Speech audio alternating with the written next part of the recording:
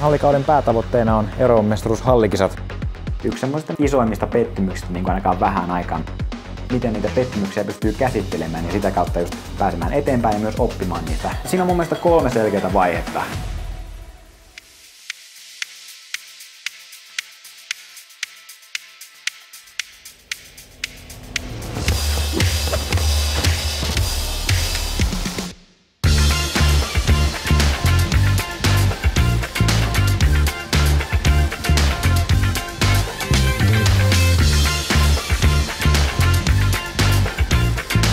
Tämän hallikauden päätavoitteena on Euroopan mestaruushallikisat Hollannissa, Apeldoornissa ja sinne ollaan tässä nyt matkalla, että ei muuta kuin tervetuloa vlogiin.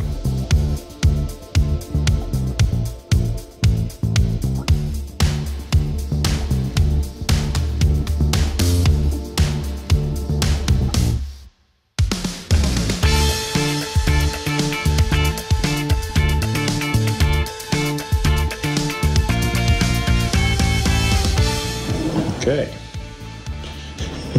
Suihku on tossa.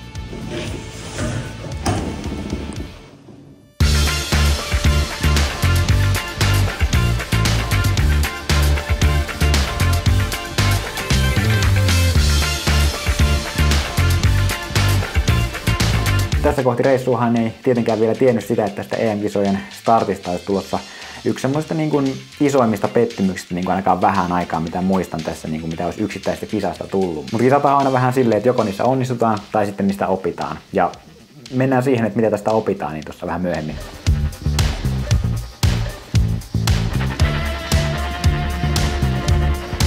Täällä ollaan Hollannissa. Eilen saavuttiin siinä lopulta aika myöhään illalla. Oltiin joskus 8 aikaan täällä sitten perillä ja me majoitutaan tämmöisessä niinku paikallisessa urheiluopistossa. Tää on kyllä niinku oikeastaan oikeinkin hienon näköinen, että eilen kun mä kävin tosiaan lenkillä siinä niinku matkustuksen päällä, niin oli niin pimeää, että ei hirveästi nähnyt tätä ympäristöä siinä, mutta tää on joku 40 kilsaa siitä Apeldoornista sitten, että ollaan nyt sitten tässä kohta puoliin lähdössä sinne kentälle päin. Vähän niinku, no itellä ei ole varsinaisesti muuta kuin verkkaa tänään, mutta niinku kiva kuitenkin käydä siellä, niin tietää vähän, että minkälaiseen paikkaan on sitten huomenna menossa sitten kisaamaan, että vähän näkee, että missä on ne callroomit ja tämmöiset silleen, että vähän pääsee tutustumaan ja tekee sitten samalla sitten päivän verran siellä.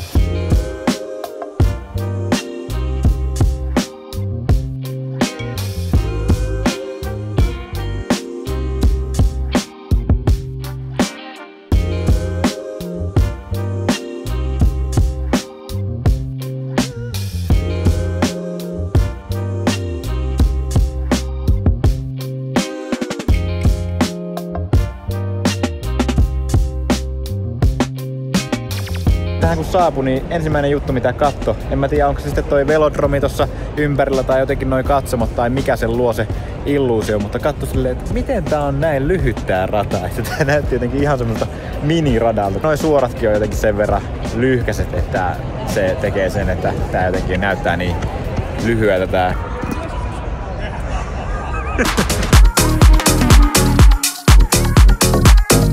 Nyt on hyvä.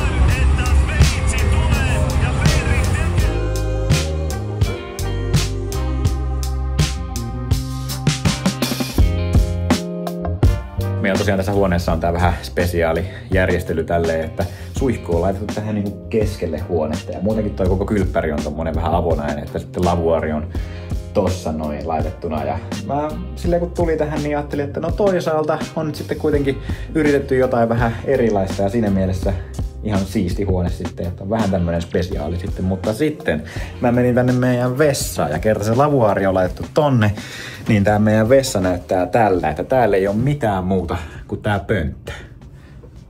No, vessapaperit sinne sentään on laitettu, että sitä ei tarvi lähteä erikseen hakemaan, mutta tossa kun on pöntöllä käynyt, niin sitten pitää kävellä koko tämän huoneen poikki sitten tänne pesemään nämä kädet ja no, sanotaan, että tässä kohti se mun fanitus tätä järjestelyä kohtaan niin loppu.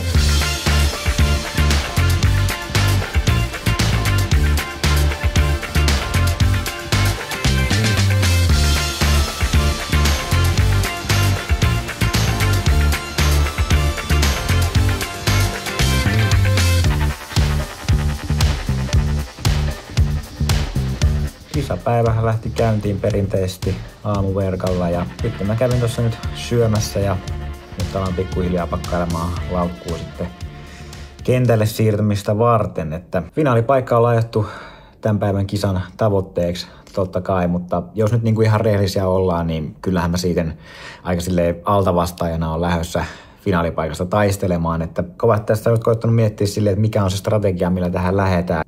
Mitähän vielä? Jännittää. Joo. Toisaalta on silleen innostunut. Näissä arvokisoissa jotenkin aina silleen jotain spessua. Nämä tuntuu jotenkin just niiltä päiviltä, mitä varten tehdään sitä työtä. Kaikki ne treenitunnit, mitä ollaan painettu tuolla menemään, niin jotenkin se on just, että se on niin kuin näitä arvokisapäiviä varten. Tämä on se paikka, missä mä haluan onnistua. Tämä on se paikka, missä mä haluan olla. Tämä on se paikka, missä mä koen myös tietyllä tapaa olevani parhaimmilla, niin se on ollut kiva huomata, että semmoisessa sopiva paine kun on, niin silloin myös itse pystyy suoriutumaan hyvin. Ei muuta kuin menoksi.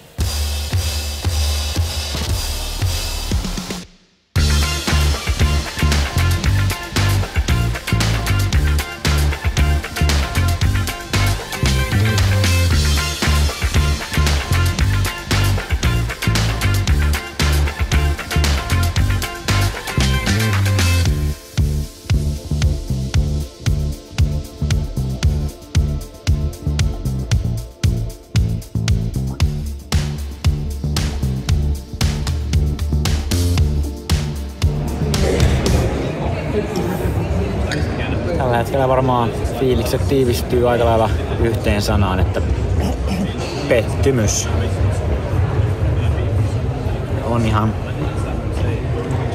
on tosi iso pettymys tää.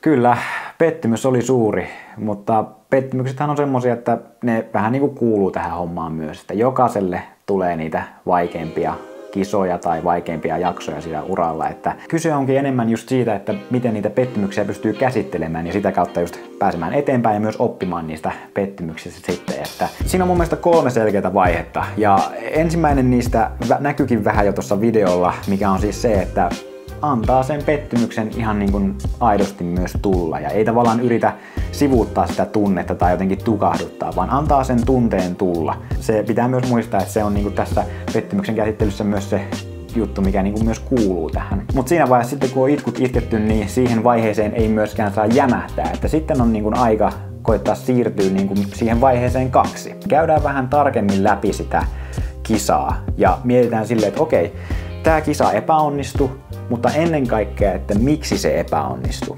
Koitetaan katsoa sieltä semmoisia selkeitä juttuja, että mistä se niinku johtuu. Että oliko siinä kisassa itsessään jotain, mikä sen aiheutti, tai oliko siinä valmistelussa jotain, mikä sen aiheutti, että miksi se epäonnistui. Mulla itsellä tosiaan valmistelut oli mennyt tosi hyvin tohon kisaan, ja siinä ei niinku ollut mitään silleen heikkoa. Ja ehkä just sen takia se pettymys tulikin silleen niin suuresti, kun oli niinku tavallaan ne valmistelut itsessään niinku lisää sitä odotusta silleen, että mun pitäisi olla tosi hyvässä iskussa. Et mulla enemmänkin se, että miksi toi kisa meni pieleen, nyt kun sitä katsoo tolleen tallenneita kisaa, niin siinä on aika selkeä se, että siinä tuli vähän hötkyytys. Mä halusin olla aktiivinen siinä kisassa, mutta se nyt pikkusen meni vaan siihen, että mä liikaa vaan poukkoilin sillä ryhmässä. Mut ohitettiin, sitten mä yritin taas ohittaa takaisin, mut taas ohitettiin, mä yritän päästä takaisin ja taas putosin vähän ryhmästä taaksepäin ja koko ajan tuli semmoista niinku voimien tuhlausta siinä ryhmässä ja tolleen kun sitä katsoo tosiaan, niin se on lopulta aika selkeä, että siitä se niinku nimenomaan johtui, että sitten kun lähdettiin viimeiselle kierrokselle, niin kyllä mulla oli niinku takki tosi tyhjä siinä kohti ja se tapahtui mulle tuossa kisassa aika silleen niinku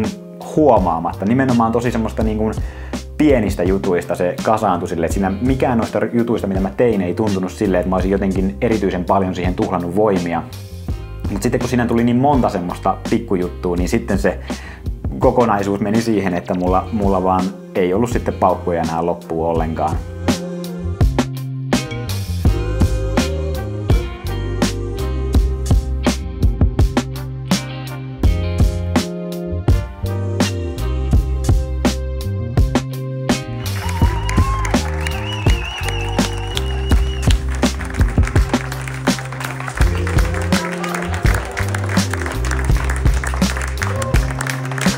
Vaihe 3 tässä pettymyksen käsittelyssä on sitten se, että sitten kun ollaan löydetty niitä konkreettisia juttuja, että minkä takia tämä kisa meni pieleen, niin sitten ruvetaan miettimään niitä, että okei, mitä mä teen sitten ensi kerralla paremmin. Mitä mä pystyn tekemään ensi kerralla, että mä saan sen onnistuneen suorituksen. Tämän kisan kohdalla totta kai eka juttu, mikä tulee mieleen, mitä tekisi toisin, on se, että heti kun aisti sen levottomuuden siinä ryhmässä, niin ei lähtisi liikaa siihen poukkoiluun ja semmoisen niin kuin siitä paikasta siellä niin kuin ryhmän top 3 niin taisteluun niin kuin liian äräkästi mukaan, vaan olisi niin kuin ihan vaikka vaan ottanut sen rauhallisen paikan sieltä ryhmän perältä. Vauhti oli kuitenkin rauhallinen vielä, niin ryhmä tulee varmasti pysymään kasassa, niin olisi ottanut paikan sieltä niin kuin ryhmän perältä ja antanut sen ruletin pyöriä sitten siinä edessä ja antaa niin kuin muiden tuhlata niitä voimia sitten ja itse olisi niin kuin säästänyt sitä loppukirjaa sitten paremmin sitä kautta. Nyt mä olin itse tosiaan siellä pyörimässä sillä ruletissa ja lopputulos oli sitten tämän. Eli tää kolmas vaihe on tosiaan se, missä tästä epäonnistuneesta kisasta sitten haetaan, että mitä tästä voidaan oppia ja samalla myös sitten suunnataan ne ajatukset sinne jo tulevaan. Että itellä on kyllä tosiaan silleen, että siinä vaiheessa kun on nämä 3 vaihetta selkeästi käynyt läpi, niin ei tule silleen niin kuin enää harmiteltua sitä epäonnistutta kisaa. Et totta kai se on edelleen niin kuin pettymys, että se ei niin kuin sieltä häviä mihinkään. Mä olisin ehdottomasti halunnut jostain tuolla paremmin, mutta se on just se, että ero on se, että mulla fiilis on enemmänkin silleen, että mä odotan jo niitä seuraavia kisoja silleen, että musta tuntuu, että mä oon nyt tämän pettymyksen antamien oppien myötä silleen taas jo valmiimpi sitten seuraaviin kisoihin, että siinä mielessä niin kuin ajatukset on jo siellä tulevaisuudessa sitten.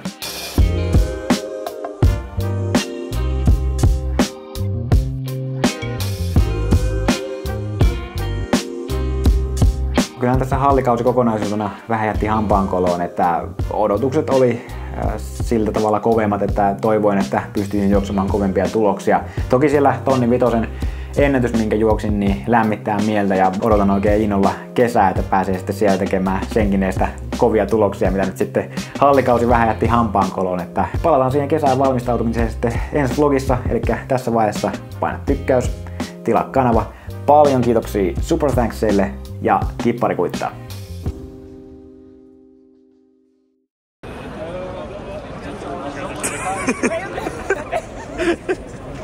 Yritin kiertää, että jos tulisi siihen. No niin, nyt voidaan tehdä jonkun siihen